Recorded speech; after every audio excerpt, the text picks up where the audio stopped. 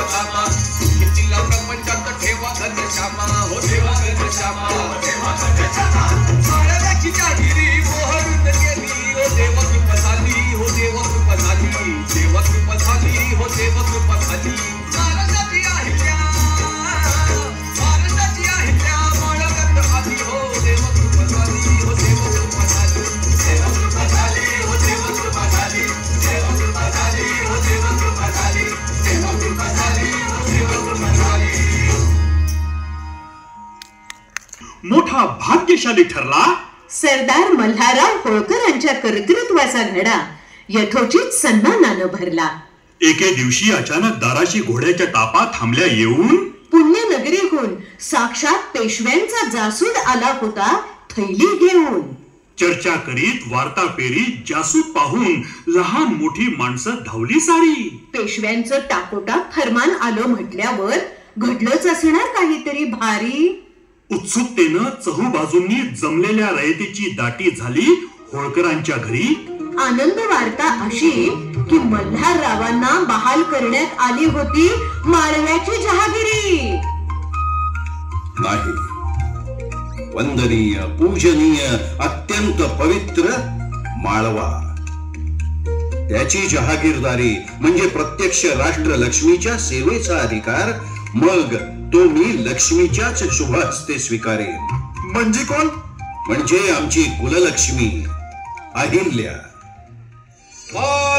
जहागीरदार श्रीमंत मल्हारराव होळकर की श्रीमंत मल्हारराव होळकर की महाराणी अहिल्यादेवींचा महाराणी अहिल्यादेवींचा अहिल्यादेवी की महाराणी अहिल्यादेवी की. रणरावांची मुरब्बी नजर चूक यशस्वी झाली होती. ज्ञान बुद्धीची शारदा, धनवृद्धीची लक्ष्मी आणि यशसिद्धीची कालीच त्यांच्या घरी आली होती. सासरे जहागीरदार मल्हारराव होळकरांनी परिस्थितीचं हेच नेमकं रहस्य हेरलं. ती अंकगणित, हिशेब, न्यायदान, युद्धतंत्र, स्वारी, लढाया, करार या ज्ञानानं कणाकणानं सजत होती. त्याच वेळी 4 सासवा आणि 2 नणंदांसह मंदिरात मोठ्या श्रद्धेनं जाऊन आराध्य शंकराला भजत होती. छे छे छे छे, कितीही आग्रह करून मागे लागली तरी अहिल्याला लढाईवर नेता येणार नाही. का? मला बघायची आहे लढाई आणि खेळायची आहे पण. खेळायची, पण लढाईचं मैदान म्हणजे खेळायचं अंगण नसतं सुनबाई. तिथं बी खेळ असतो पण जीवावरचा, आणि खेळात लढाई असती ती बी लुटूपुटूची. पण दोन्हीकडे जिंकणं महत्वाचं, पराक्रम करून आपल्या बळावर, नाही का? या बघितलं का गौतमाबाई, तुमच्या सुनबाईंचं धारदार बोलणं. मग हायच तशी ती तडफदार, कामाला हटत नाही तशी बोलायला बी ऐकत नाही. मग सुनबाई कोणाची आहे? पण आपला खंडू कुठं दिसत नाही मोहिमेवरून आल्यापासनं. अवे त्याची स्वारी अजून बी जंगलातच आहे. त्याचं मन जंगलातून आणि शिकारीतून दरबारात आणि कारभारात केव्हा येणार, म्हाळसाकांतच जाणे. पण आपली सुनबाई मात्र त्याच्याच किरपेनं अगदी लाख मिळाली. वय, आणि तुम्ही बी तिच्या तेज हुशारीला अजून बी अस्सल पाणीदार केलं. आणि पोरगी असून बी तलवार चालविती, दानपट्टा घुमविती, भाला फेकती, वाऱ्यागत घोडा दौडवती. नुसतं तेवढंच नाही बर का गौतमाबाई, जशी आपल्या राज्याची भाग्यानं लक्ष्मी तशीच दरबारात बुद्धीनं सरस्वती आणि रणांगणावर पराक्रमानं महाकाली आहे सुनबाई आपली. मला पक्की खात्री आहे गौतमा, आपली अहिल्या राज्य तर सांभाळेलच. संसार, पती, मुलं बाळ, जबाबदाऱ्या, जोखमा, प्रथा, परंपरा, रिवाज समद सांभाळेल. तिच्या गुणांमुळे आपल्या खंडेरावालाही योग्य मार्ग सापडेल. त्याच्या आमच्या कर्तृत्वाला, गुणांना उजाळा मिळेल. खरंच आपली कुळी धन्य करण्यासाठी तुळजा भवानीनं ही शौर्य भवानी माळव्यातल्या आपल्या घरी पाठवली. आई कुलस्वामिनी, तुझी मेर नजर अशीच राहू दे बघ. काळ सरकत होता. होळकरांच्या राज्यात दुधा तुपाच्या नद्या वाहत होत्या. मराठी साम्राज्याचा दिवसागणिक होणारा विस्तार दाही दिशा पाहत होत्या. मालेरावाच्या रूपानं धावत्या हसऱ्या काळानं सुदृढ पुत्राचं वरदान दिलं होतं. मुक्ताबाई नाव घेऊन, राजलक्षण मिळून सुंदर कन्यारत्न जन्माला आलं होतं. सुनबाईवर संपूर्ण मदार ठेवून मल्हारराव निर्धास्तपणे मोहिमांवर जात होते. कारण त्यांच्या माघारी चोख राज्यकारभार करणारे अहिल्याचे हात होते. प्रजामाता अहिल्या देवींचा प्रख्यात प्रतिष्ठित आदर्श होता न्याय दरबार. धाक, लाच, वशिले, प्रलोभन यांपासून पूर्ण दूर होता निष्कलंक राज्यकारभार. गैरवर्तनाला आळा, अनिष्टतेला प्रतिबंध, कर्तव्य पालनाचं अस्सल सत्व म्हणजे सत्व. स्वैराचाराला अटकाव, अपराधांना वचक, न्यायदानाचं विशुद्ध तत्व म्हणजे तत्व. बेतालपणाला क्षमा नाही, परिणामांची तमा नाही, बळजोर मुजोरीलाही कठोर शिक्षा. त्यातच एकदा भर दरबारात आली होती अहिल्याच्या सडेतोड न्यायाची परीक्षा.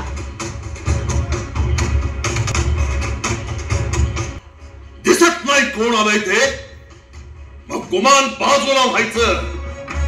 आम्हाला वाट नाही दिली तर तुझी वाट लावीन. आजच्या आज, आत्ताच्या आत्ता, इथल्या इथं बघायचंय. काय गडबड आहे बाहेर? कोण ओरडतंय? आम्ही काय विचारतोय? भर दरबारात कोण असा गोंधळ घालतोय? आम्ही प्रत्यक्ष आम्ही आलोय. खंडेराव मल्हारराव होळकर, या होळकरांच्या राजगादीचा एकमेव वारसदार. आम्हाला काय आमच्या दरबारात येण्याची बंदी आहे? बंदी नाही, पण दरबाराचे काही रीतिरिवाज. उपदेश नको, मुळीच नको. तुमचा उपदेश नको, सल्ले नको, मार्गदर्शन नको. माळवा रियासतीचे भावी सुभेदार आहोत आम्ही. बायको कडून शिकवण घेण्याची गरज नाही आम्हाला. आणि हौसही नाहीये तुमच्या दरबारात येण्याची. आम्हाला पाहिजे ते द्या, ते न दिल्याबद्दल या नाकर्त्या दिवाणाला अद्दल घडवा की चाललो आम्ही. त्यांनी काय केलंय? दिवाणाला न साजेसं वर्तन, प्रत्यक्ष सुभेदाराची आज्ञा मोडण्याचा गुन्हा दिवाणजीच्या पदावर, आमच्या नोकरीत असूनही आमच्या पुढे माच. गंगोबा, हे काय ऐकतो आहोत आम्ही? हा काय प्रकार आहे? ती चर्चा आणि प्रश्नोत्तर तुम्ही नंतर करत बसा. अगोदर मला माझा तनखा पाहिजे, आणि पाहिजे म्हणजे पाहिजे आजच्या आज, आत्ताच्या आत्ता, इथल्या इथे. काय हे दिवाणजी, ही रीत होळकर दरबाराच्या आर्थिक व्यवहाराची? त्यासाठी दस्तूर खुद्द सुभेदारांना यावं लागलं? सुभेदार म्हणून नाही, आम्ही तक्रारदार म्हणून आलो आहोत. आमची सक्त तक्रार आहे तुमच्या या दिवाणची बद्दल, तुमच्या दरबाराबद्दल आणि कारभाराबद्दल. असं मग होळकरांच्या या राजगादीला शोभेल असाच न्यायही दिला जाईल. तक्रार पेश करा. पुन्हा पुन्हा काय तेच तेच सांगायचंय? आम्ही एकदा आपणच आपल्या मुखानं आत्ता बोललेल्या आपल्या पदाची जाणीव ठेवावी. एकदाच सांगायचं किंवा हुकूम द्यायचा असतो सुभेदारांनी. तुम्ही तर केवळ तक्रारदार आहात. मग तक्रारदारानं 3 गोष्टी सांभाळायच्या असतात. आरडाओरडा किंवा आक्रस्ताळेपणा न करता दरबारात योग्य अदबीनं पेश व्हायचं असतं. तोलमोल राखलेल्या भाषेत तक्रार कथन करायची असते आणि झालेल्या अन्यायाबद्दल प्रामाणिक न्यायाची मागणी करायची असते. ते आता तुम्ही बोललेलं आधीच सगळं द्या सोडून, शेवटचं तेवढं बरोबर. आम्ही मागणीच करायला आलो आहोत. आम्हाला आमचा तनखा पाहिजे. दिवाणजी, साक्षात धनाच्या बाबतीत कामकाजात एवढी दिरंगाई? तुमच्या हातून एवढी मोठी चूक? आता बोल म्हणावं. तुम्हाला पूर्ण कल्पना आहे गंगोबा. मामांजी असो किंवा आम्ही असो, आमच्या सकट कोणाच्याही बाबतीत हिशोबात किंवा देण्या घेण्यात एकाही पैशाची कुचराई खपवून घेतली जात नाही म्हणून. द्या आता उत्तर द्या, उचकटा थोबाड. आपला गैरसमज होतोय महाराणी. कारभारात कोणतीही कसूर झालेली नाहीये. म्हणजे दरबारच्या नियमाप्रमाणे निश्चित झालेली तनख्याची सर्व रक्कम सुभेदार सरकार खंडेरावांना चोख वेळेवर रोख अदा करण्यात आलेली आहे. हे बाकीचं सांगू नको. रक्कम अदा झाली आहे? हो, अगदी वेळच्या वेळी. मग हे तनखा का मागताय? आमचा तनखा आहे, आम्ही केव्हाही मागू. नोकरांनी तो दिला पाहिजे. आपण प्रत्यक्षच पाहावं. तनखा पावल्याबद्दलची त्यांची रीतसर स्वाक्षरी सुद्धा आहे महाराणी. त्यांना आता हवा आहे तो पुढच्याही महिन्याचा तनखा. हे दिवाण, आपल्या अवकातीनं राहा. आमच्या दौलतीचा मालक नाही झाला तू. हुकमाचा ताबेदार आहेस. आमच्या हुकमाचा ताबेदार. या कमरेला तिजोरीच्या किल्ल्या असल्या तरी ती तिजोरी आमची, होळकरांची आहे. आम्हाला हिशोब दाखवतोस? आम्हाला थांब, तुझा हिशोबच करतो आता. आमचेच पैसे आम्हाला देतो म्हणजे उपकार करतो काय तू? का तुझ्या बापाचे पैसे मागतोय आम्ही? सरकार, अरे हा घे तुझा हिशोब. खामोश.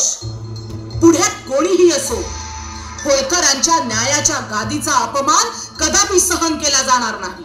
आमचं म्हणणं असं आहे. ते आम्ही ऐकलंय. आता आमचा निर्णय तुम्हाला ऐकावा लागेल. मला पत्नीचा निर्णय पतीनं ऐकायचा नाही. बदलणाऱ्या भूमिकांचं आम्हालाही भान आहे. आता आम्हाला फक्त एवढंच कळतं की तुम्ही पती नसून एक तक्रारदार प्रजाजन आहात आणि मी पत्नी नसून होळकर रियासतीची न्यायाधीश आहे. माझ्याकडे या राज्यकारभाराची सूत्र विश्वासानं सोपवणाऱ्या सासऱ्यांशी निष्ठावंत राहणं हे माझं कर्तव्य आहे.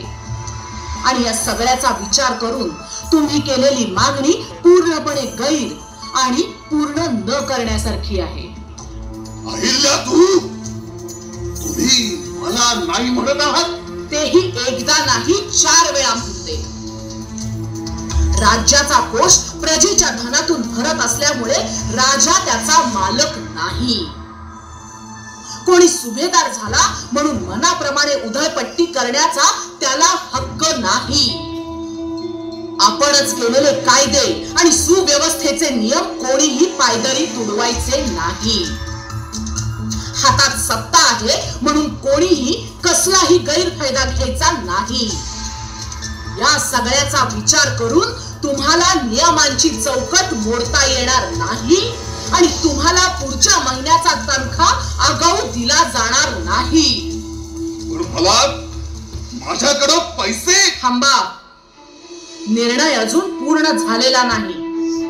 दिवाणजी, होळकरांच्या राजगादी समोर भर दरबारात अयोग्य वर्तन करणाऱ्याला रास्त शासन मिळालंच पाहिजे. त्यामुळे कर्तव्यनिष्ठ होळकरांनी शिरोधार्य मानलेली हिशोबाची वही अमर्यादेनं भिरकावून देणाऱ्या या तक्रारदाराला 25 मोहरांचा दंड करा आणि सुभेदार म्हणून दंड नुसता जाहीर करू नका, तर तो वसूलही करा. आजच्या आज नव्हे तर उद्याच्या उद्या, इथल्या इथे नव्हे तर हिशेबाच्या फळावर आणि आत्ताच्या आत्ता नव्हे तर उद्याचा सूर्य मावळायच्या आत. पण आमच्याकडे पैसे म्हणून तर आम्ही. आणि एवढा दंड सूर्यास्ताच्या आत?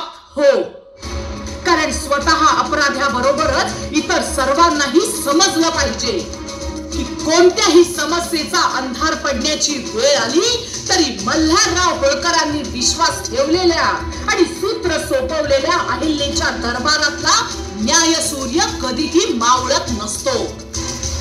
पण माझं म्हणणं ऐकून तर घ्या. मी काय म्हणतो गांजी, न्याय दरबाराच्या कामाची वेळ संपली आहे. शिरस्त्याप्रमाणे झालेल्या न्यायाची काटेकोरपणे अंमलबजावणी करा. जय शिवशंकर.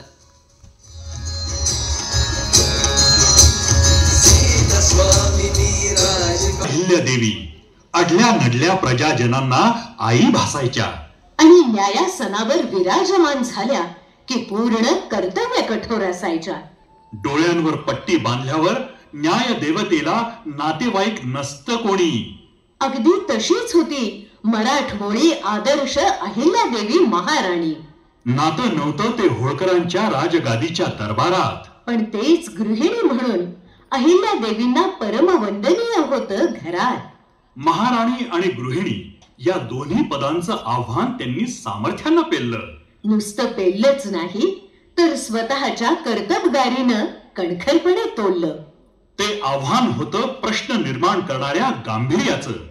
ते आव्हान होतं उत्तर शोधून काढणाऱ्या चातुर्याचं. मघाशी दरबारात राजगादीवर रूप होतं न्यायदानाच्या महाकार्याचं, अतुलनीय धैर्याचं, कर्तव्यनिष्ठ शौर्याचं. पण घरात मात्र पत्नी म्हणून औदार्याचं, मैत्रीण म्हणून माधुर्याचं, सहचरी म्हणून सहकार्याचं. दरबारात घडल्या प्रकाराचे वृत्त वाऱ्यासारखे चहूकडे गेले. रागानं धुसफुसत माळव्याचे भावी सुभेदार खंडेराव महालात आले. मागोमाग पत्नी अहिल्याच्या रूपानं कर्तव्य कठोर न्याय देवीही आली होती. महाराणीची इथे कर्तव्य दक्ष गृहिणी झाली होती.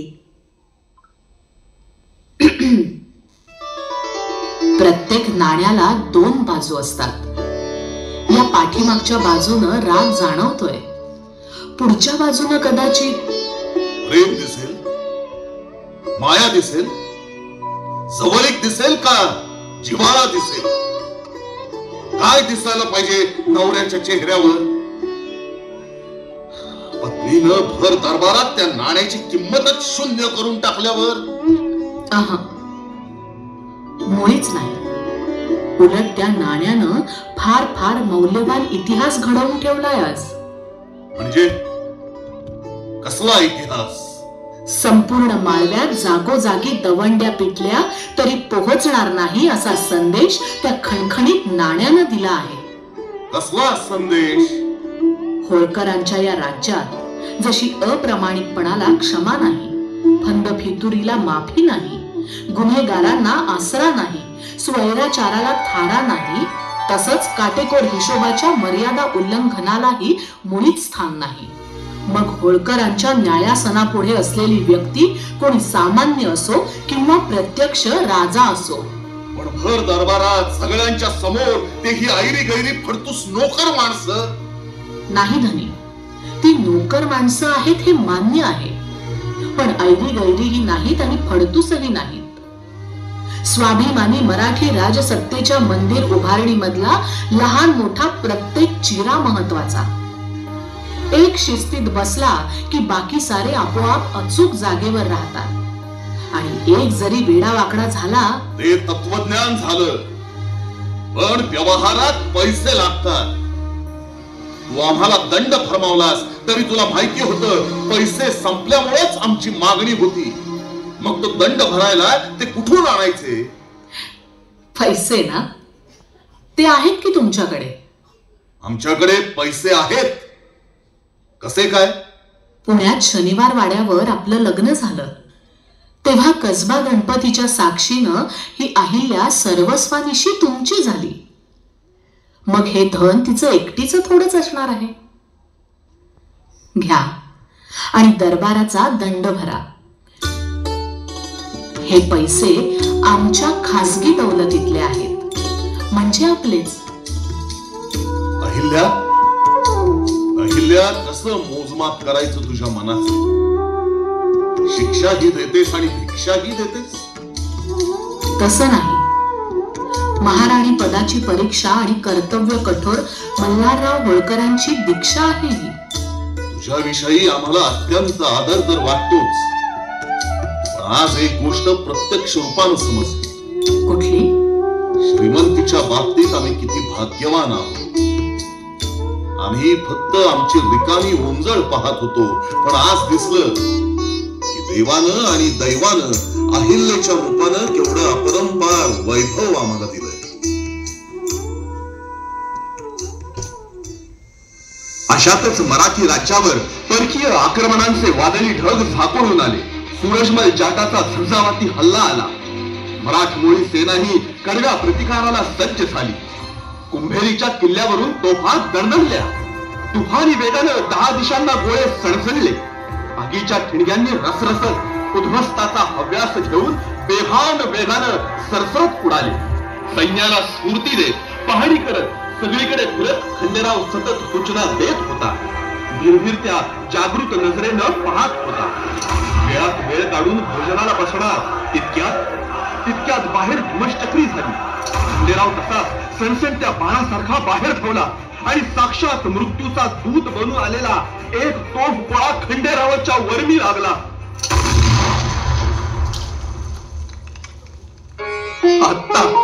आत्ता उभा असलेला खंडेराव क्षणात धारातीर्थी निष्प्राण होऊन पडला आणि चहूकडे झाला हाहाकार.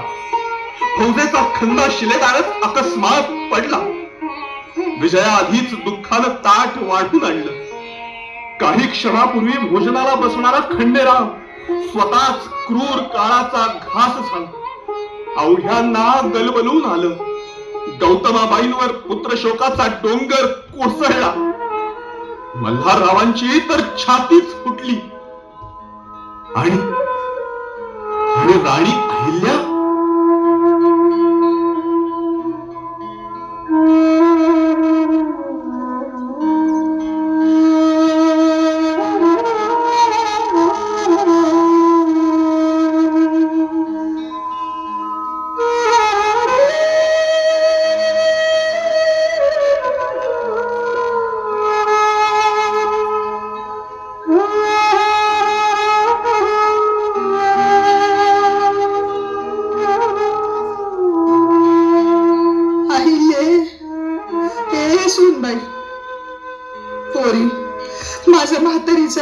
जरा खंडेराव राहिला नाही. आता तू बी चाललीस, मग आम्ही कोणाकडे बघायचं ग? हा, लहानग्या मालीरावनं, कवळ्या मुक्ताबाईनं काय करायचं? त्यांनी आई मागितली तर आम्ही आमच्या आया थकल्या हातांनी त्यांना कुठनं आणून द्यायची.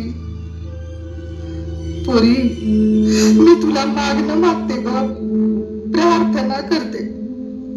जाऊ नकोस ग पोरी, आम्हाला टाकून या राज्याला पोरक करून जाऊ नकोस ग. भावनांची वाट आसवांनी अडते, पण कर्तव्याचा मार्ग महापुराला सुद्धा अडत नाही.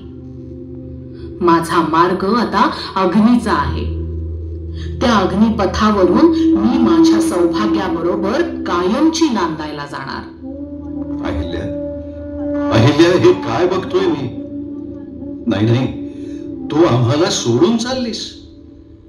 खंडू तर राहिलाच नाही, मग आम्ही कसं जगायचं? काळाच्या कमरेला बांधेल ह्या रिकाम्या म्यानागत. समशेरी शिवाय म्यानाला मोल नाही, तशी अहिल्याशिवाय राज्यात जान नाही. आम्हा पिकल्या पानांना आधार नाही.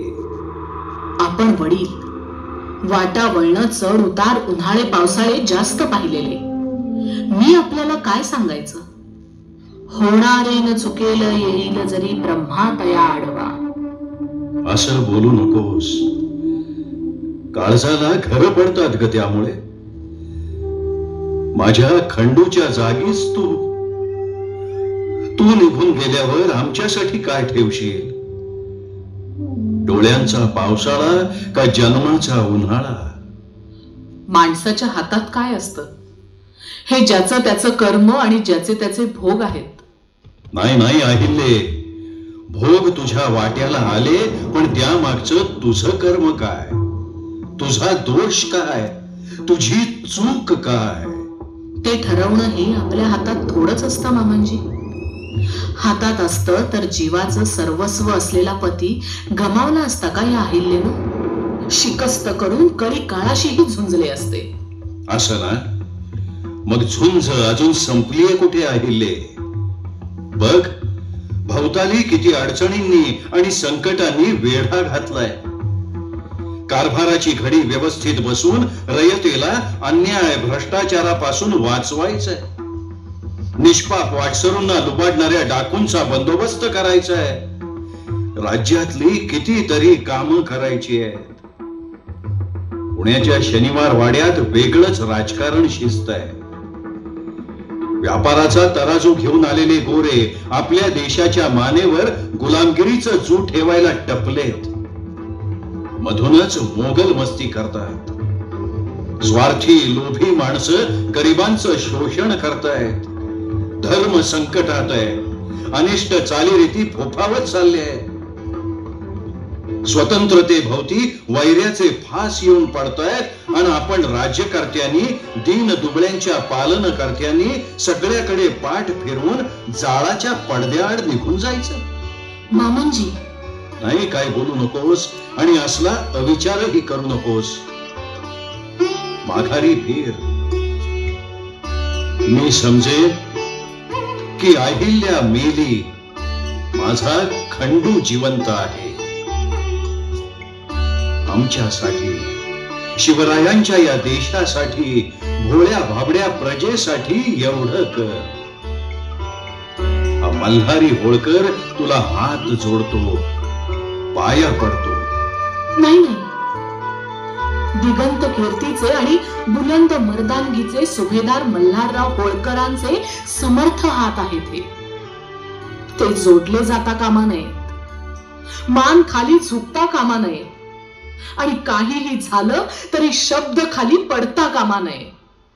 म्हणजे अहिल्ये, तू माझ्या आयुष्यात देवा इतकं आणि तुमच्या इतकं मोठं कोणीच नाही.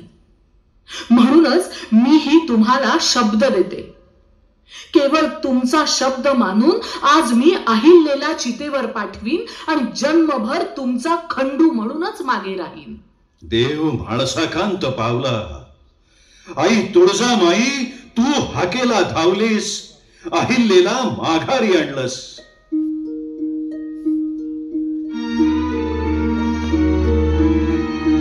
तुम्ही चुडा भंगला, चिता भडकली भग्न मनी. दुनिया अवघी विझून गेली, निघून गेला घर धरी. स्वार उलटले, दुखावता संपला. अर्ध्यावर उतरवलेला ध्वज पुन्हा वर सरकून वाऱ्याशी सलगी करू लागला. एका एका दरबारी मानकरी कामकऱ्याचं आगमन होऊ लागलं. दरबार पुन्हा नीटनेटका सजवलेला. सगळेजण आले, आपापल्या जागांवर बसले. प्रतीक्षा होती ती प्रतिन्याय देवतेची, महाराणी अहिल्यादेवींची. न्यायासन प्रतीक्षा करत होतं. फिर्यादी आरोपी वाट बघत होते. दरबारी जन आतुरले होते. काय परिस्थिती आहे बघा. कशातच काही कमी नसलेल्या राणी सरकारांना संसार सुख मात्र कमी मिळालं. नाहीतर काय. अहो, केवळ 29 हे काय वय झालं एवढा दुःखाचा डोंगर कोसळणे एवढं? कधी स्वप्नात सुद्धा न येणाऱ्या घटना प्रत्यक्षात घडतात आणि कल्पनेत सुद्धा न दिसणाऱ्या गोष्टी काळ प्रत्यक्ष घडवतो. बघा ना, पहिल्यांदा जेव्हा दरबारात आल्या तेव्हा वाटलं प्रत्यक्ष लक्ष्मीच आली. काय ती सात्विकता, काय ती सोज्वळता, काय ते तेज, काय ते वैभव. तो सगळा थाट सरंजाम जामानिमा अगदी शोभून दिसतो त्यांना. अरे, राणी सरकार अजून आल्या नाही. सगळा दरबार त्यांचीच वाट पाहतोय. नाही, मला नेमका उशीर झाला. येतील येतील. राणी साहेबांना तयार व्हायला जरा वेळच लागतो. न्यायशील, धर्मशील, सत्वशील, दातृत्वशील महाराज्ञी अहिल्यादेवी होळकर येत आहेत हो.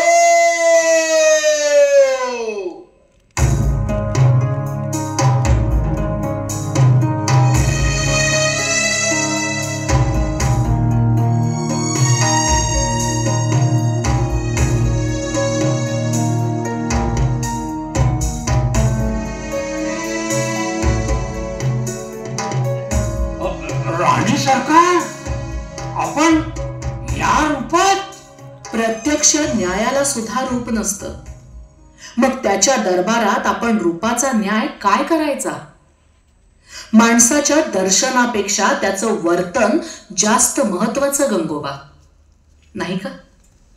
नाही, ते बरोबर आहे. पण एवढ्या थोरल्या मोठ्या जहागिरीच्या महाराणींनी असं मग त्रिभुवनाचा सर्वश्रेष्ठ देवादिदेव महादेव राजवाडा सोडून स्मशानात राहतो, तेही तुमच्या दृष्टीनं चूक असेल.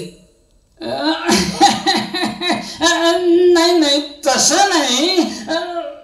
मग कसं?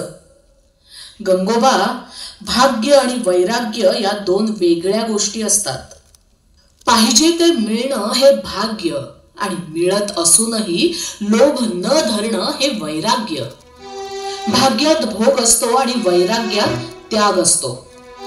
कुठल्या मार्गाने जायचं हे आपण ठरवायचं असतं. तरच आपण आपले खरे न्यायाधीश, नाही का?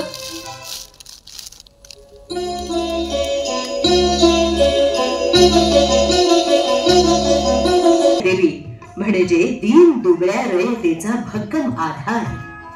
पूर्ण व्रतस्थ न्यायदानाची वस्त्र पांघरूनच भरायचा अहिल्या दरबार. अहिल्या देवींची माया ममता म्हणजे आबाल वृद्धांवरचं वात्सल्याचं छत्र. अहिल्या देवींचे आचार विचार संस्कार म्हणजे जसं शिवपिंडीवरचं बेलपत्र. पुत्र मालेरावास जहागिरी मिळाल्यावर आनंदानं अभिमानानं उत्साहानं न्हाल्या. उत्कृष्ट आदर्श अलौकिक अद्वितीय प्रजामाता होत्याच त्या राजमाता झाल्या.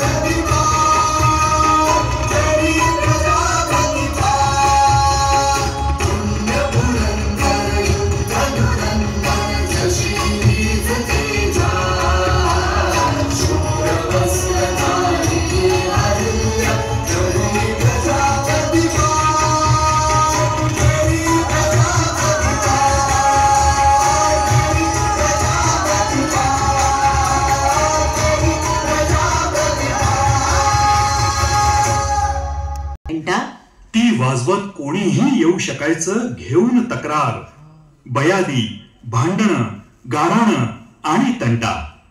सगळे कायदे चोख, व्यवहार रोख. कुठल्याही अपराधाला कधीही नाही क्षमा. कडक शिक्षा, कठोर दंड फरमावताना बाळगली जायची नाही कोणाचीही तमा. अहिल्या माता म्हणजे प्रत्यक्ष न्याय देवता असं अवघी रयत म्हणू लागली. तशातच दरबाराबाहेरची न्यायाची घंटा एके दिवशी घणघणू लागली.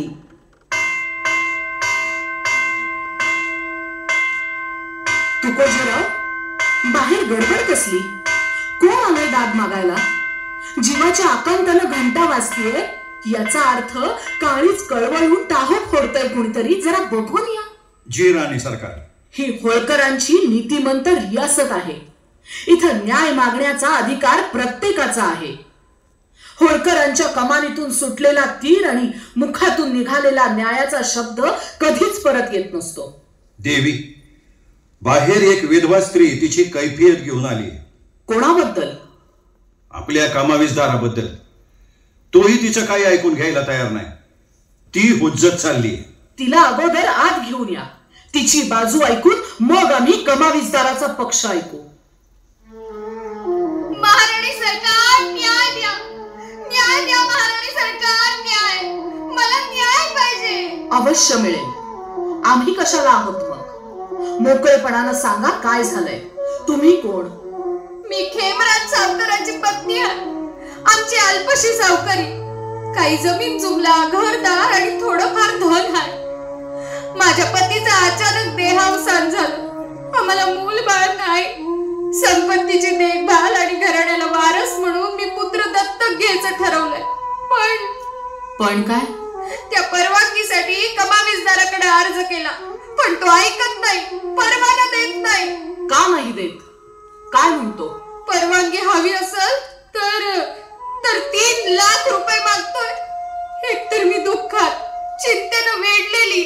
कमावीसदाराला हजर करा.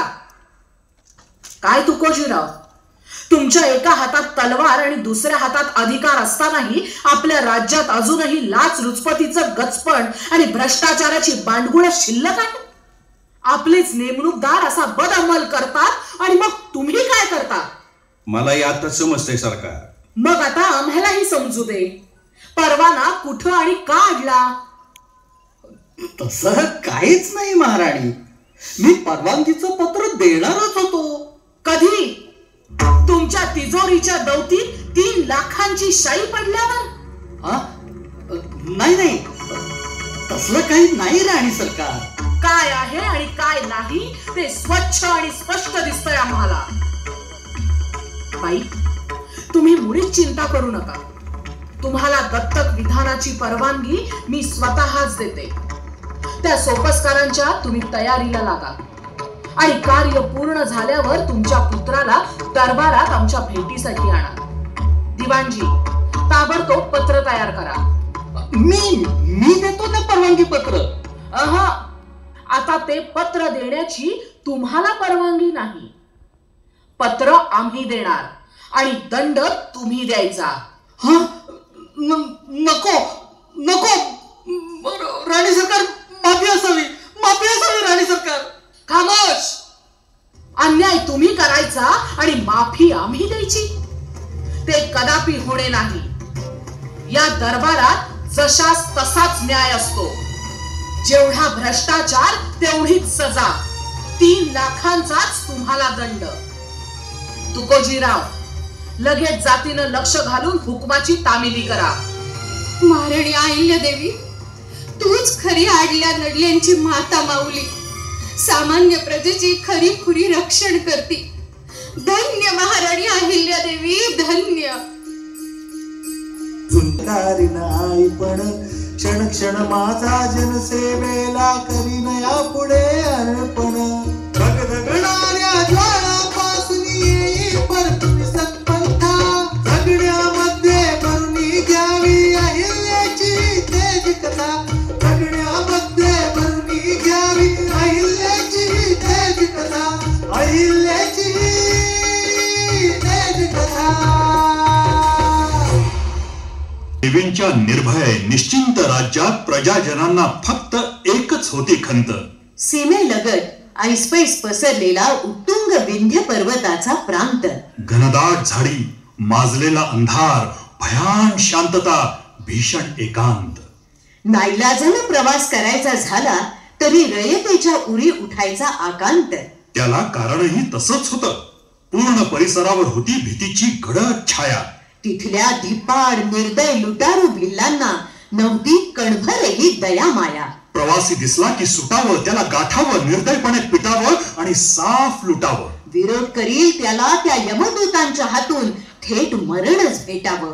पण त्रस्त पुत्रांची ही समस्या माता अहिल्याच्या कानावर गेली आणि त्या महाराणीनं त्वरित लक्ष घालून चोख कार्यवाहीची पूर्तता केली. सरदार मनरूप सिंग, तुम्ही भिल्लांचे प्रमुख. मग तुम्हाला माहित आहे का भिल्ल म्हणजे कोणते? ह्या नसायला काय झालं? आम्ही भिल्ल म्हणजे भगवान शिवाचे भक्त. मग असं असूनही अशी पापकर्म करता, रानावनात या अवस्थेत राहता. मग त्याला काय झालं? आमचा शिवशंकर बी संशयातच राहतोय की. पण तो तिन्ही लोकांचा स्वामी, परम उदार. जो जे मागतो त्याला तो शिवशंकर सगळं देतो. आणि तुम्ही त्याचं नाव घेऊन निरपराध वाटसरूंकडून त्यांचं सर्वस्व लुटून घेता. हे शोभतं का शंकरांच्या निस्सीम भक्तांना? पण मग आम्ही आमच्या बायका लेकरांनी खावं काय? तुमच्या कष्टाचं, तुमच्या खऱ्या प्रेमाचं आणि तुमच्या चांगल्या कृतीचं फळ अहो सर्वांना पोटभर खायला मिळेल. बोला, आहे तयारी? म्हणजे आम्ही काय करायचं? जी शक्ती बांधवांना मारण्यासाठी तुम्ही वापरत होता तीच आता राज्याच्या सुव्यवस्थेसाठी वापरायची. ज्या रस्त्यांवर तुम्ही अडवणूक करीत होता तेच रस्ते प्रवाशांसाठी निर्धोक करायचे. ज्या तमाम रयतेला तुमचा धसका बसत होता त्यांना तुमचा आधार वाटला पाहिजे. तुमच्या या टापूचे संरक्षक आता तुम्ही, माझे सारे भिल्ल बांधव. तुम्हाला आता तुमच्या भविष्याची काळजी करायचं कारण नाही. सरकारकडून जमीन, अवजार, बी बियाणं मिळेल. श्रम करून शेती फुलवा. त्यात खरा आनंद काय असतो हे तुम्हाला कळेल. आणि प्रवाशांच्या सुरक्षेबद्दल त्यांच्याकडून तुम्हाला सरकारमान्य भिल्लकवडी नावाचा करही मिळेल. आबा शिवभक्तांच्या मुखात घास भरवणारी अहिल्या देवीच्या रूपात अन्नपूर्णा पार्वती झाली. बोला उदार माता अहिल्या देवी की.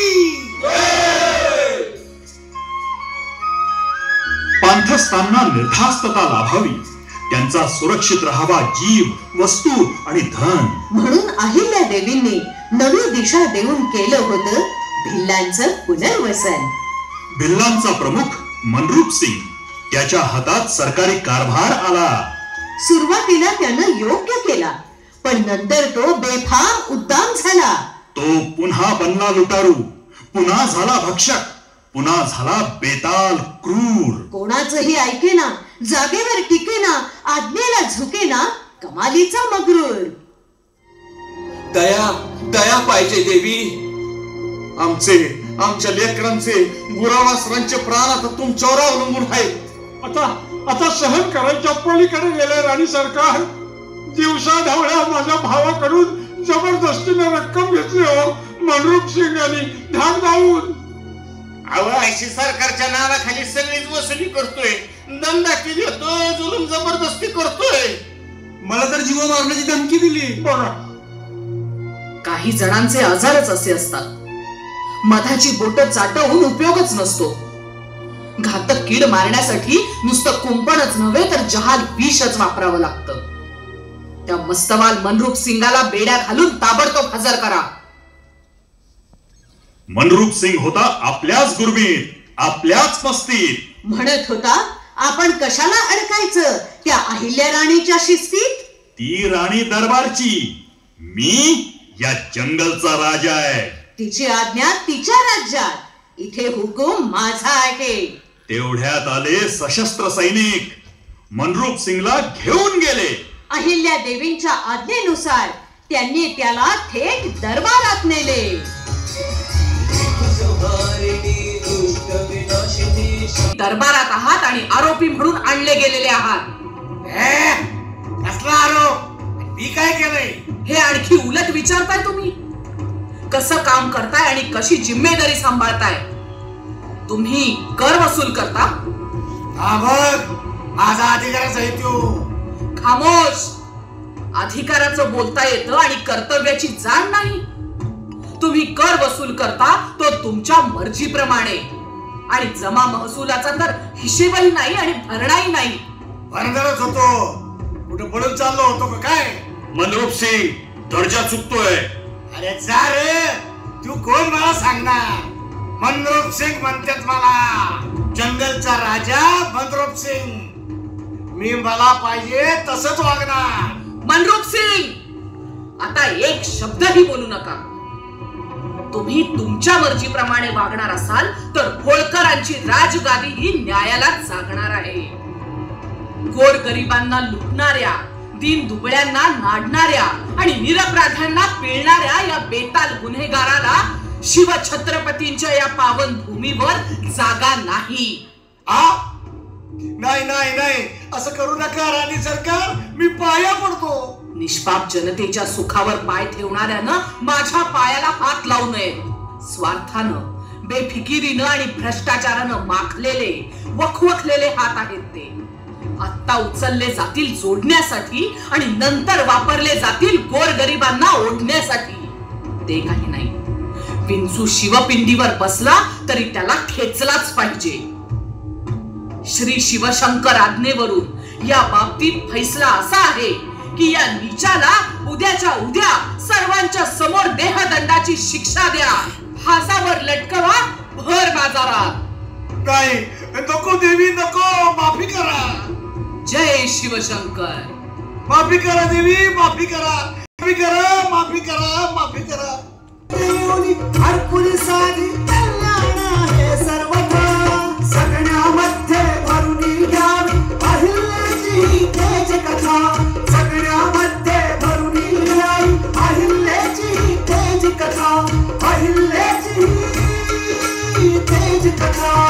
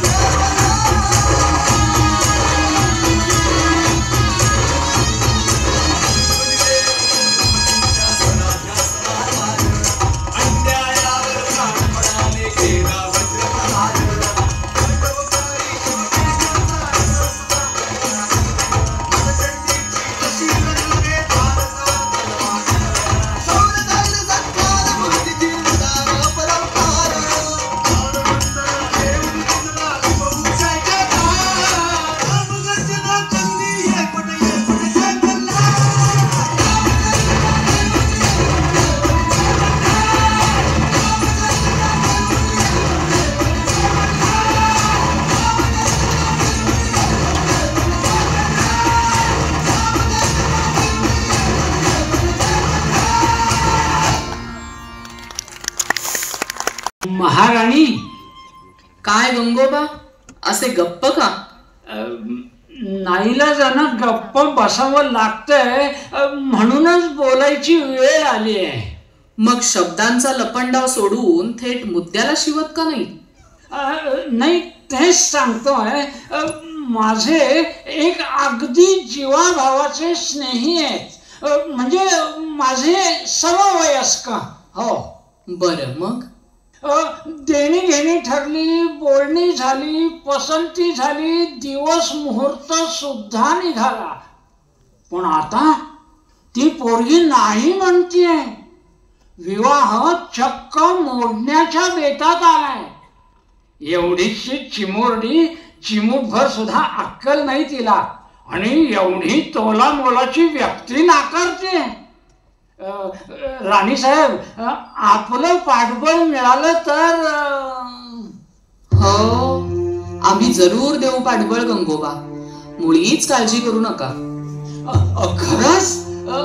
मग हे लग्न झालंच म्हणून समजायचा? बेलाशक समजा, आणि आमचं पूर्ण पाठबळही गृहीत धरा. सगळ्या बाबतीत. सगळ्या बाबतीत म्हणजे मुलगी खरेदी करण्याला पाठबळ. खरेदी? मग देणी घेणी ठरवून खरेदी विक्री शिवाय दुसरं काय चालतं? त्या व्यापाराला आमचं पाठबळ असेल. त्या न कळत्या बापड्या मुलीचे सासरी हाल होतील, त्याला पाठबळ असेल. त्या मुलीच्या घोड नवऱ्यानं बाहेर काही अनैतिकता केली तर त्याला पाठबळ असेल.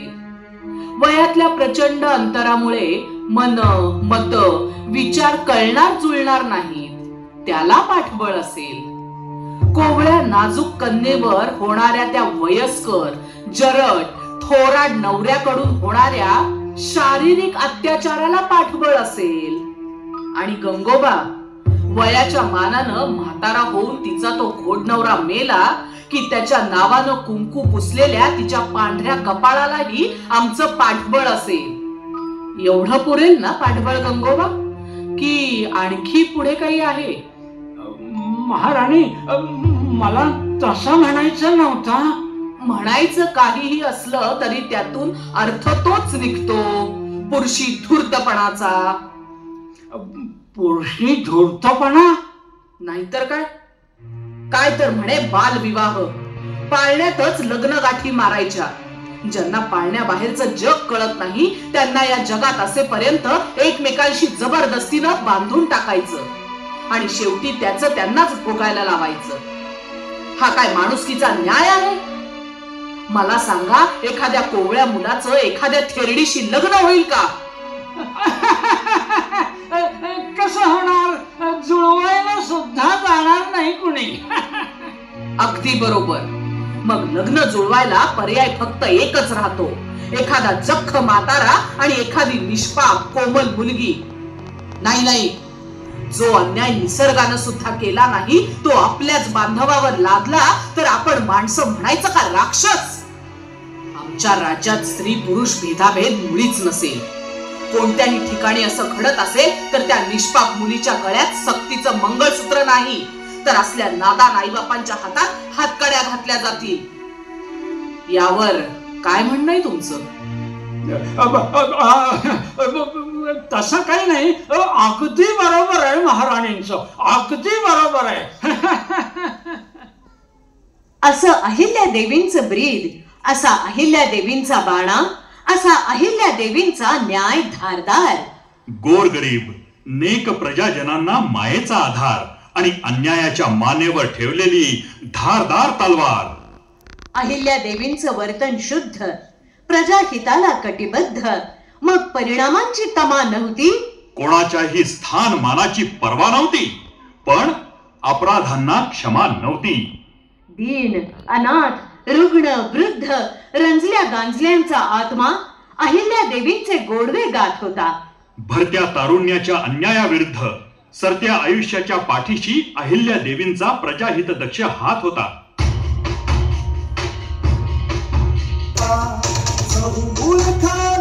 फिरता फिरता ज्ञानाचा खजिना देता.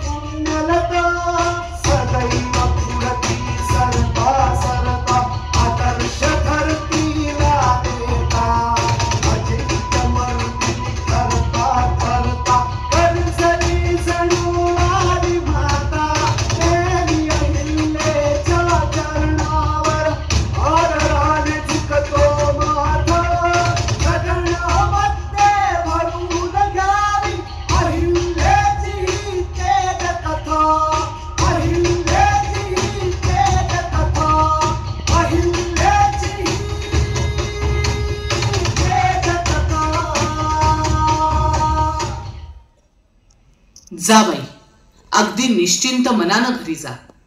तुमच्याकडे कोणीही दुर्लक्ष करणार नाही आणि अपमानही करणार नाही. ते घर तुमचं आहे. तुमच्यामुळे तुमच्या पुत्राला मिळालं आहे. त्यामुळे मातोश्रींचा हक्क पहिला. त्याची जो पायमल्ली करील त्याचा बिलकुल मुलाहिजा ठेवला जाणार नाही. अहिल्या देवी, तू फक्त आई नाही, देवी हायस देवी. गोर गरीब लेकरांच्या पाठीशी मायेने उभी राहणारी देवी माता, प्रजा रक्षिका महाराणी अहिल्या देवी.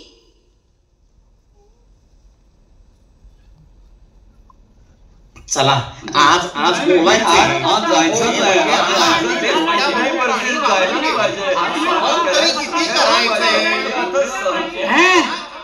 काय गडबड चालली आहे तिथे? नुसती गडबड नाही, आमच्या छातीतली धडधड बंद पडायची वेळ आली आहे. नाहीतर काय, इकडे देवाची पूजा करायची आणि तिकडे जे विणे डंख मारून घ्यायचे. अहो, गळ्यात नाग खेळवणाऱ्या शिवशंकरांचे देवळात रुद्र म्हणायचे आणि प्रसाद म्हणून काय घ्यायचं? जळजळीत विंचू आणि दाहक इंगळ्या. बरं बरं, आता दरबारची वेळ संपलेली आहे. मी बघतो काय ते. दरबाराच्या वेळेचं काय घेऊन बसलात? आमची शेवटची घटका संपायची वेळ येईल अशानं. छळ छळ छळ छळ, अशक्य, असह्य, अनावर झालंय सगळं. आता एकच आशा शिल्लक उरली आहे. समस्त ब्रह्मवृंदांचा विचार करून केवळ अहिल्या देवीच रास्त न्याय देतील. त्यामुळेच जीव मुठीत धरून आम्ही त्यांना शरण आलोय. दिवाणजी, बाहेर काय प्रकार आहे? कसली गडबड? काही नाही सरकार, ब्रह्मवृंद आहे. मी लक्ष घालतो त्या. पण गोंधळ आणि तक्रार दरबारापर्यंत का आली? याचा अर्थ गरज असूनही कुठल्या तरी बाबतीत लक्ष घातलेलं दिसत नाहीये. बरोबर ना? बोला, कोणाची काय फिर्याद आहे? आणा त्यांना न्यायासनासमोर. या बोलावतायत राणी सरकार. काय समस्या आहे ती मोकळेपणानं सांगावी. काय सांगावं? मान, सन्मान, प्रतिष्ठा, आदर हे तर राहिलंच नाही. पण एकीकडे देव कार्य करीत असताना दुसरीकडे धास्तावून जीव मुठीत धरण्याची पाळी आली आहे आज आपल्या राज्यात. म्हणजे बाप काय? जिथे अनिष्टता आहे तिथे न्याय आहे आणि जिथे समस्या आहे तिथे योग्य मार्ग आहे. मग त्या मार्गाच्या आड कोणाही तालेवाराची संपत्ती आणि अधिकाऱ्याची श्रीमंती येत असेल तर या न्याय देवतेच्या साक्षीनं अशी नीच प्रवृत्ती जमीनदोस्त केली जाईल. आपण निसंकोच आपले म्हणणे मांडावे. आतापर्यंत जगलो वाचलो आहोत म्हणून म्हणणं मांडायला येऊ तरी शकलो. नाहीतर काय, भोर उघड्यावर प्रच्छन्न चेष्टा, टवाळी, उपमर्द आणि धोके सहन करावे लागतात आम्हाला पावला पावलाला. म्हणजे नदीच्या काठी देवार्चनेला बसलो की आमच्या तांब्यात, ताम्हणात, कलशात, कमंडलूत इंगळ्या, आळ्या, बेडूक, मेलेले उंदीर टाकून जातात. शिव शिव शिव. अनुष्ठानाच्या वेळी आमच्या वस्तू, वस्त्र लपवली जातात. आमचे जोडे मिसळून, उडवून, फेकून दिले जातात. दर सोमवारी शिवपूजनानंतर आम्हाला घागरीत हात घालून स्वतः पाहिजे तेवढी दक्षिणा घ्यायला सांगितलं जातं. पण घागरीत असतं काय? द्रव्याऐवजी असतात लाल काळे विंचू. असहाय्य दंश करतात. छे छे छे छे. आपल्या घराण्याच्या रिवाजाप्रमाणे पूजापाठ केल्याचं चांगलं फळ मिळतंय आम्हाला. कोण कोण आहे तो नादान नराधम? फक्त नाव सांगा त्याचं. त्याच्या पुरत्या बंदोबस्ताची जिम्मेदारी आमची. बोला आचार्यगण, आपण जाणता अपराधी व्यक्तीचं नाव जर समजलं नाही तर चौकशी आणि यथार्थ दंड करणार कसा? राणी सरकारांचं म्हणणं अगदी दुरुस्त आहे. पण काय? व्यक्तीचा नामोल्लेख करण्याआधी आम्हाला अभयदान पाहिजे. बिलकुल, आपणा सर्वांना पूर्ण अभय आहे. आपण बेलाशक नाव सांगावं, गय केली जाणार नाही. मी काय म्हणतो, आता बोलण्याची वेळ त्यांची आहे. बोला, कोण आहे ती व्यक्ती? आपलीच चिरंजीव मालेगाव राणी सरकार. पण महाराणी, मी ह्या सगळ्यांना सांगितलंय. तुम्ही एक सांगितलं असेल, पण आम्ही तुम्हाला दोन गोष्टी सांगतो. एक होळकर असले तरी मालेरावांच्या चुका अगर दोषांवर तुम्ही पांघरून घालू नका. आणि 2, मालेरावांना आत्ताच्या आत्ता असतील तसे दरबारात हजर करा ताबडतोब. जी जी राणी सरकार. आपण सर्वांनी निर्धास्त असावं. हे खंडोबा ज्योतिबाचं, तुळजा म्हाळसाईचं, शिवछत्रपतींचं न्याय नीती धर्माचं राज्य आहे. इथे न्यायासनाला नातं आणि राज्यकारभारात माया नसते. आपल्याकडून आम्हाला न्याय लाभेल अशीच अपेक्षा होती महाराणी. ते आमचं कर्तव्यच आहे. आम्ही स्वीकारलेलं व्रत आहे. ते आम्हाला प्राणांपेक्षाही प्रिय आहे आणि राहणार. चाल सोड मला. अंगाला हात लावायचा नाही. अवकात आहे का तुझी? माग हो. तुला कळतंय का आम्ही कोण आहोत? सुभेदार मल्हारराव होळकरांचे नातू, खंडेराव अहिल्यादेवीचे पुत्र आणि या जहागिरीचे मालक, भावी सरदार आहोत आम्ही. चल. मालेराव, हे काय बोलता आहात तुम्ही आणि कोणाला? या दीड दमडीच्या नोकरांना आणि मंत्र बडबडून दक्षिणा उकळणाऱ्या भिक्षुकांना. मालेराव, अगोदर तोंड सांभाळा. दिवाणजी, दरबारात येऊन असा बेमुरवत खोरपणा करणाऱ्या या गुन्हेगाराला इथल्या इथे 5 फटक्यांची शिक्षा द्या. दिवाणजी, आम्ही काय सांगतोय? मला वाटतं राहू द्यावं महाराणी.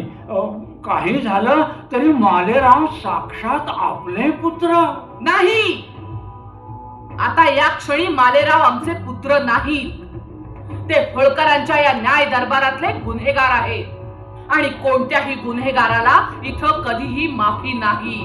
पाठीवर वळ उठल्याशिवाय वर्तनाला वळण लागत नसतं. त्यासाठी ही अहिल्या माता म्हणून कणखर आणि राज्यकर्ती म्हणून कर्तव्य कठोर, निपक्षपाती आणि रोखठोकच असणार. मग समोर पोटची औलाद असली तरी फरमावलेल्या सजेची स्वतः अंमलबजावणी करायला ही अहिल्या समर्थ आहे.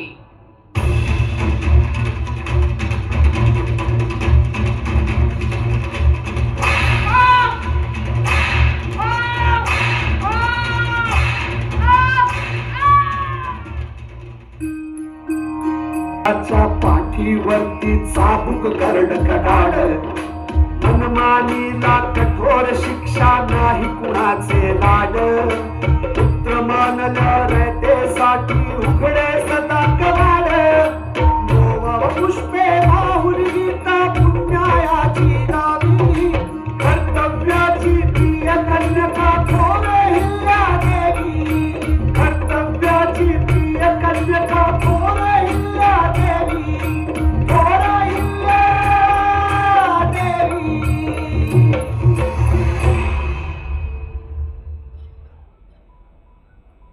आज एका महत्वाच्या कारणासाठी सगळे जमलो आहोत. आपल्या राज्यात लुटारू दरोडेखोरांचं प्रमाण हल्ली पुन्हा वाढलंय. नुसतं वाढलं नाहीये तर हाताबाहेर चाललंय. प्रवासी, यात्रेकरू यांना अडवलं जातंय, लुटलं जातंय, नागवलं जातंय.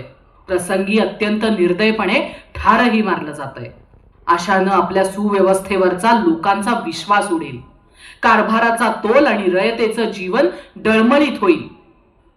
म्हणून माझा एक पण आहे की नसात पुरुषार्थ भिनलेला असा जो कोणी अस्सल जवान मर्द असेल त्यानं त्याची हिंमत सिद्ध करून दाखवावी. पाषाण हृदयी दरोडेखोरांचा नायनाट करावा. त्या धडाडीच्या शूरवीराशी आम्ही आमची लाडकी कन्या मुक्ताबाईचं लग्न लावून देऊ. तो दिलेर मर्द होळकरांच्या घराण्याचा भूषण ठरणारा जावई असेल. मुजराई साहेब, तुमचा शब्द मी शिवपिंडीवरच्या बेलपानासारखा झेलला. छातीचा बुरुज करीन, जीव प्राण पणाला लावीन, जिगरीची शिकस्त करीन, पण त्या मुजोर डाकूंना वठणीवर आणीन. पण आई साहेब, त्यासाठी मला जबर झुंज घ्यावी लागेल. त्यासाठी रसद आणि शस्त्र लागतील. कडव्या लढवय्यांची खंदी तुकडी लागेल. दिलं, सगळं दिलं. मला खात्री आहे आपण दोघंही आपल्या शब्दापासून रेसभरही मागे हटणार नाही. खरोखरच कोणाचा विश्वास बसणार नाही असा प्रकार घडला. आणि सर्वस्वाची बाजी लावी खतरनाक दरोडेखोरांवर तो जिद्दी तरुण तुटून पडला. प्रचंड धुमाश्चक्री माजली, हल्ले प्रतिहल्ले झाले, आक्रमण झाली जीव घेणी. पण त्या दिलेर झुंजार तरुणाच्या केसालाही धक्का लावू शकलं नाही कोणी. वाटा रोखल्या गेल्या, अडवणूक झाली, पण पठ्ठ्यानं सगळ्यावर केली वरदान. शक्ती, बुद्धी, कसब, निष्ठा यांची परमावधी करून डाकूंची उडवली दाणादाण. त्याला अस्मानी विजय मिळाला.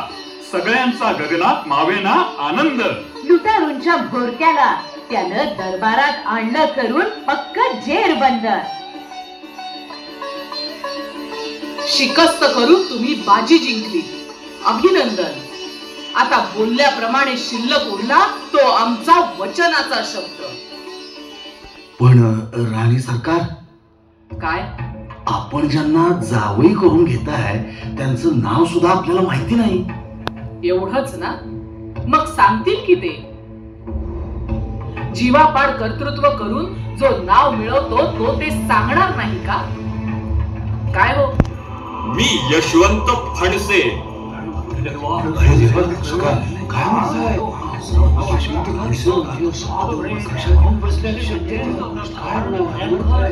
काय झालं? फार मोठा अनर्थ होता होता वाचला. फणसे म्हणजे? खामोश. आम्ही फक्त कृतीवर विश्वास ठेवतो, जातीवर नाही. शूरसिंह आपल्यातला नाही म्हणून आपली मुलगी समाजातल्या बोकडाला द्यायची? बिलकुल नामंजूर. फणसे या आडनावामुळे तुम्ही कोण आहात ते बघण्याची मुळीच गरज नाही. कारण एवढं निर्विवाद सिद्ध झालंय की तुम्ही नावाप्रमाणे यशवंत आहात. आम्ही त्या कामगिरीबद्दल तुम्हाला एक जहागीर इनाम देत आहोत. राणी सरकार, आणि जहागीरदार होताना आम्ही दिलेल्या वचनाचेही तुम्ही हक्कदार आहात. तुम्ही लाख मोलाची कर्तबगारी केली आहे म्हणून आम्ही जीवा मोलाची कन्या तुम्हाला अर्पण करीत आहोत.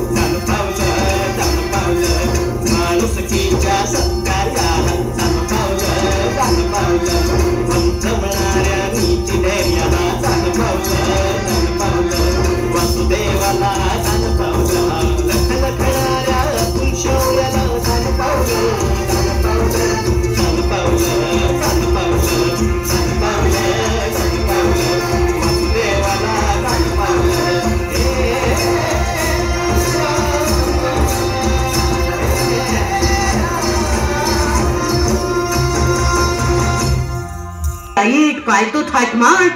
प्रत्येकाचं आगत स्वागत, प्रत्येक पंगत प्रचंड मोठी, पंचपक्वान्नांचं ताट. पण ते सूर, ती आगळे वेगळे हौस मौज, तो आनंद फार काळ टिकला नाही. काळाचा प्रतिसाद, अपेक्षित समाधान, मनाचा उल्हास अखंड राहू शकला नाही. सुभेदार मालेराव अकस्मात आजारी पडले. त्यांची बिघडली मनस्थिती. किती वैद्य आणावेत, किती औषधं द्यावीत, व्रतवैकल्य, उपवास आणि उपचार करावे तरी किती. काही केलं तरी प्रकृतीला उतार पडेना, जीवाला आराम भेटेना. कोणाच्याही कोणत्याही प्रयत्नाला यश येऊन व्याधी काही हटेना. अखेर व्हायचं तेच झालं. मालेरावांची प्राणज्योत मालवली. सती म्हणून त्यांच्या दोन्ही बायकांची आयुष्य चितेनं घालवली. महाराणी अहिल्या देवींवर पुत्र शोकाचा महापर्वत कोसळला. वंशाचा दिवा गेल्यामुळे घरादारा नगरात आकांत आकांत आकांत उसळला. आपण प्रामाणिक, नेक, निष्ठावंत असा जो आणत होता आव, त्याच गंगोबा दिवाणजीनं मात्र मनातल्या मनात केला कुटील डाव. आतल्या आत मिशीवर देत ताव, चेहऱ्यावर आणले बापुडवाले भाव. आणि शाईचं पाणी देऊन टाकाच्या तलवारीनं कागदावर केला कपटी घाव. खलिता लिहून झाला, त्यावर धोक्याची वाळू पसरून झाली. आतल्या गाठीची घडी घालून झाली, थैली झाली पुढे. घडी थैलीत गेली, थैली बंद झाली, फासे आवळून मारली गाठ. थैलीनं फिरवली माळव्याकडे पाठ. थैली निघाली थेट पुण्याकडे. शनिवार वाड्यात श्रीमंत रघुनाथराव पेशव्यांचं वास्तव्य. त्यांचं दगलबाज मन ओळखणं म्हणजे तर मोठंच दिव्य. पत्र जणू काही अपेक्षित पत्त्यावर वारुळातल्या भुजंगाकडे पोहोचलं. आणि त्याच्याच विषारी सेवकानं ते एकांतात फुटकार टाकीत वाचलं. सकल गुणालंकृत, सकल जनवंदित, शस्त्र सिद्ध सुप्रबुद्ध, राजमान्य राजेश्री श्रीमंतांच्या सेवेसी. आता काय नवा डंक मारणार आहे हा विंचू? श्रीमंत विंचू असला तरी मगर मिठीची ताकद आहे त्याच्या या पत्रात. असं मग वाचा वाचा. सांप्रत राज्यात मालेराव नाही, अर्थात मालक नाही, वारस नाही. अवघे राज्य उघड्यावर आहे, अशी संधी पुन्हा येणे नाही. राणी साहेब महेश्वराला देवदेवतांच्या दर्शनात, पूजा फुलांच्या ढिगाऱ्यात आणि व्रतवैकल्यांच्या माऱ्यात गुंतलेल्या असतात. तेव्हा विलंब नको, मुहूर्ताकडे लक्ष द्यावे. घटिका पात्र पाण्यात सोडून समशेरीस पाणी पाजावे. मग घटका भरायला घटका भरही वेळ लागणार नाही. खासे वऱ्हाड घेऊन त्वरित निघावे, येथे यावे आणि महाराणी अहिल्या देवींची समस्त जहागीर, सत्ता आणि संपत्ती या दोन्ही करवल्या पाठराखिणींसह वाजत गाजत पुण्यनगरीला सासरी घेऊन जावे. अरे वा, या बेमालूम सोयरिकेवर गंगोबांनी नेमक्या वेळेला नेमक्या संधीच्या अक्षताच टाकल्या म्हणायच्या. मग चला म्हणावं, हे निघालो आम्ही. समशेर कमरेला बांधलेलीच आहे आमच्या, आणि गुडघ्याला बाशिंग. युद्धाचं. गंगोबा, आता तिथे राहून तू विळखा घाल आणि तिकडे येऊन आम्ही फणा काढतो. झालेल्या योजनेप्रमाणे कोणाचं तरी काहीतरी ठरलं होतं. सगळ्यांनी गुप्तपणे कट रचून ते एकमेकांच्या मनात भरलं होतं. अहिल्याला त्याचा काही एक थांग पत्ता नाही हे सगळ्यांनी गृहीत धरलं होतं. तरी पण चतुर चाणाक्ष अहिल्या देवींच्या बाबतीतल्या या षडयंत्रात कुठेतरी पाणी मुरलं होतं. गंगोबा चंद्रचूडांच्या थैलीतून बाहेर पडला, जळजळीत विषारी फुटकार. त्याच दगलबाज प्रस्तावाचा स्वार्थी सत्ता लोलूप राघोबांनी घेतला नेमका आधार. पाहणाऱ्याला वाटत होतं अहिल्या देवी बोलून चालून एक स्त्री, तिचे हात कुठपर्यंत पुरणार. थेट अटकेपार ज्यांच्या समशेरीची धाव, त्या बलदंड राघोबांपुढे ती बिचारी काय करणार. उत्तरेतून आलेला साप वळवळत सळसळत राघोबांच्या मेंदूत शिरला. प्रश्नांचं रूप घेत अदृश्यपणे अंगावर येत सत्ता पिपासेनं अहिल्याचा मार्ग धरला. पण अहिल्या देवी जशी पुण्यशील दानशील, तिला स्वकर्तव्याचं पूर्ण भान, तितकीच ती अतुलनीय महाराणी, राज्य कारभार करताना विलक्षण सावधान. राघोबांची बुद्धी चालली झरझर, त्यांनी फास आवळून डाव टाकला भरभर. म्हणती अवाढव्य फौज घेऊन जातो आणि तलवारी बरोबरच राजकारणाचं ही चक्र फिरवतो गरगर. पण अहिल्या देवींकडेही होतं तरवेज हेर खातं. त्याच्या किमयेनं काही वेगळंच घडलं. राघोबा गंगोबांचं हे गुप्त कुटील कारस्थान अहिल्या देवींच्या कानावर पडलं. ऐकून धक्का बसला. पण ती शौर्य धैर्यवान राणी हातपाय गाळून नाही बसली. कोणाच्या धमक्यांना भीक घालणारी असती तर ती मल्हारराव होळकरांची सूनच कसली. पदर बांधून सज्ज झालेल्या लढाऊ बाण्याच्या अहिल्या देवींनी मर्दानगीची शस्त्र उगारली आणि शिक्षण देऊन तयार करून हजारो सशस्त्र स्त्रियांची निष्ठावंत फौज उभारली. रणरागिणी अहिल्या देवी आता रणभूमीवर राघोबांच्या स्वागताला सिद्ध होती.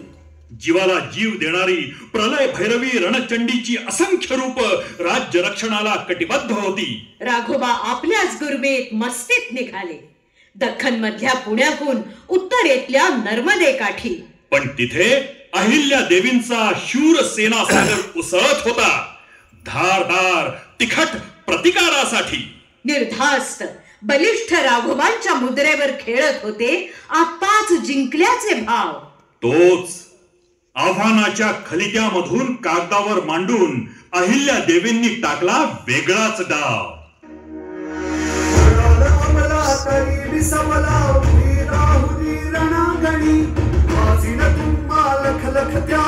माझ्या संशयीचे पाणी किरकिरणाऱ्या पांगड्याही मग गरजतील झुलतारणी असे करोनी काल स्वतःचे सामोरे जळल्या कुणी स्वाभिमान अस्मिता पांघरून शिकायला जगण्यामध्ये बंदी झाली अहिल्याची जगकथा. जगण्यामध्ये बंदी झाली अहिल्याची जगकथा.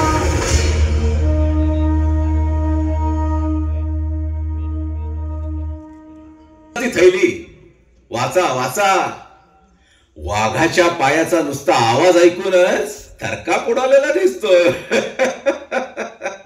सकल गुणालंकृत श्रीमंत पेशवे रघुनाथराव यांचे नम्र सेवेसी. आता दुसरं उरलंच काय आहे. तुमचं राज्य आमच्या ताब्यात आल्यावर तुम्ही फक्त आमची नम्र सेवाच करायची.